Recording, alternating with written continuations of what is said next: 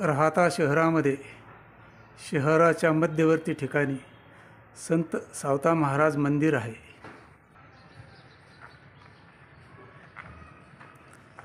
संत सावता महाराज मंदिराच्या बाहेरील बाजूस ही ट्रस्टची गाळे आहेत। या गाळ्यामध्ये राहता तालुका माजी सैनिक सेवाभावी संघटनेचं ऑफिस आहे। तसेच समाजरत्न बकाजी दगडू गाडेकर यांचे स्मरणार्थ सत्यशोधक वाचनालयाची स्थापना करण्यात आलेली आहे। या वाचनालयामध्ये राहता शहर व परिसरातील तरुणांनी स्पर्धा परीक्षेचा अभ्यास करावा, या ठिकाणी या जागेचा योग्य वापर करावा यासाठी या वाचनालयाची स्थापना करण्यात आली। तथापि असे लक्षात आले की या शहरातील या परिसरातील तरुणांना मोफत कुठलीही गोष्ट आवडत नाही, त्याला प्रतिसाद देत नाही। सावता महाराज मंदिर या परिसरामध्ये अतिशय मोठी प्रशस्त जागा आहे। त्यामुळे या ठिकाणी या परिसरातील नागरिक मोठ्या प्रमाणावर विवाह सोहळे व इतर धार्मिक कार्यक्रम करू शकतात। या परिसरातील नागरिकांना या ठिकाणी कार्यक्रमाचं नियोजन करायचं असेल, बुकिंग करायचं असेल तर ते या दिलेल्या संपर्क नंबरवरती बुकिंग करू शकतात। राहता शहरामध्ये माळी समाजाचं अतिशय मोठं असं ट्रस्ट या ठिकाणी स्थापन झालेलं आहे। स्थापनेनंतर या ठिकाणाचा हळूहळू विकास होत गेला। आपण बघू शकता की राहता शहरातील अनेक नागरिकांनी या धार्मिक कार्यासाठी, सामाजिक कार्यासाठी मोठ्या प्रमाणावर देणग्या दिलेल्या आहेत। कुणी आर्थिक रोख स्वरूपात तर कुणी जागा या स्वरूपात देणग्या दिलेल्या आहेत। या देणगीदारांची नावं या प्रशस्त हॉलमध्ये अशा प्रकारे लावण्यात आलेली आहे।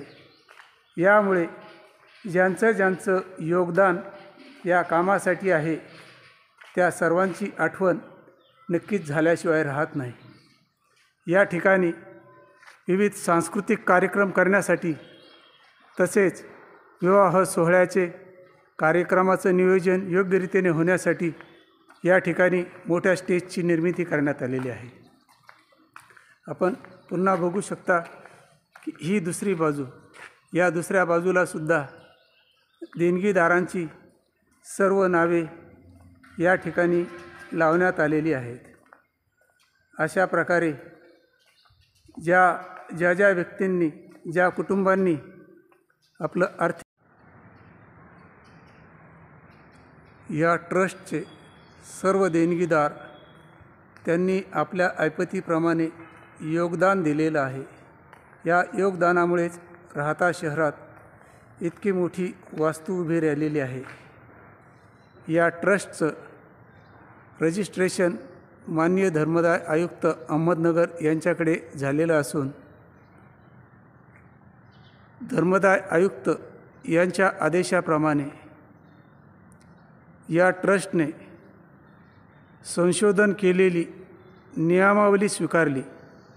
तदनंतर माळी समाजाचे जे राहता शहरातील नागरिक अर्थात स्त्री व पुरुष जे मतदानास योग्य आहेत ते सभासद करून घेऊन त्या सभासदांच्या मार्फतीने या ट्रस्टची निवड गेल्या वर्षी पार पडलेली आहे।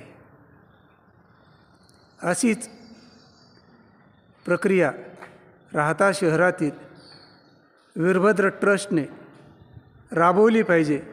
याबाबत माननीय धर्मदाय आयुक्त यांनी वीरभद्र ट्रस्ट यांना वारंवार आदेश देऊनही त्यांनी अद्याप राहता शहरात सभासद नोंदणी केलेली नाही। सन 2007 पासून ते आजपर्यंत ग्रामसभेमार्फत राहता शहरामध्ये वीरभद्र ट्रस्टची सदस्य निवड केली जाते. अर्थात धर्मादाय आयुक्त यांनीसुद्धा एक गोष्ट प्रकर्षाने लक्षात घेणं गरजेचं होतं आणि आहे की राहता ही नगरपरिषद आहे. राहता नगरपालिका ग्रामपंचायत नाही. ग्रामपंचायत नसल्यामुळे राहता शहरात ग्रामसभा ही नियमबाह्य आहे. ग्रामसभा होऊ शकत नाही. अशा परिस्थितीमध्ये प्रत्येक 5 वर्षांनी जो चेंज ओव्हर रिपोर्ट सादर केला जातो त्यावेळेस धर्मदाय आयुक्त यांनी त्या सर्व गोष्टींचा निष्कर्ष बघून प्रशासकाची नियुक्ती करणं अतिशय गरजेचं होतं. परंतु राहता शहरातील नागरिक या वीरभद्र ट्रस्टचे जे सध्याचे कार्यरत ट्रस्टी अध्यक्ष उपाध्यक्ष आहेत यांना या विषयाबाबत चर्चा केली तर कुणालाही न समजणारे न उमजणारे प्रश्नांची उत्तरं देतात.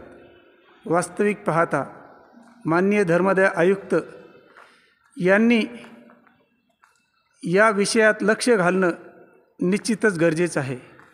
राहता शहरामध्ये सर्व समाजाची व्यक्ती या सार्वजनिक ट्रस्टला वर्गणी देतात. तर सर्वच समाजातील लोकांना सभासद होण्याचा सुद्धा अधिकार आहे. या गोष्टीचा निश्चितच विचार होणं गरजेचं आहे. तथापि लोकशाही मार्गाने लोकशाही पद्धतीने या ट्रस्टवरती निवडी होणं, मोठ्या प्रमाणावर होणारं उत्पन्न आणि त्याचं खर्च ते कायदेशीर ठरणं हे बघणं माननीय धर्मदाय आयुक्त यांची जबाबदारी आहे. या अशा नियमबाह्य चालणाऱ्या संस्थांकडे लक्ष देणं हे निश्चितच त्या निश्चित न्यायपालिकेचं काम आहे. याबाबत माननीय मुख्यमंत्री तसेच देशाचे पंतप्रधान यांनीसुद्धा लक्ष घालणं अतिशय गरजेचं आहे. या देशात या सर्व काही ज्या परिस्थिती दिवसेंदिवस उद्भवत आहेत त्या निश्चितच कायदेशीर नाही. या गोष्टीचा विचार होणं अतिशय गरजेचं आहे. या विषयाबाबत जनता मूक बसलेली आहेत, बोलायला तयार नाही. अर्थात कोणी बोलत नाही, ऑब्जेक्शन घेतलं नाही याचा अर्थ सर्व काही व्यवस्थित चालू आहे असा कोणीही अर्थ काढू नये. राहता शहरामध्ये वीरभद्र ट्रस्टची निवड ही नवीन सभासद करून त्या सभासदांच्या मार्फतीने होणं गरजेचं आहे. तसेच माननीय धर्मदाय आयुक्त यांनी राहता शहरातील मंदिराचं व्यवस्थापन बघण्यासाठी तात्काळ प्रशासकाची नेमणूक करावी अशीच आमची मागणी आहे. जय हिंद, जय महाराष्ट्र.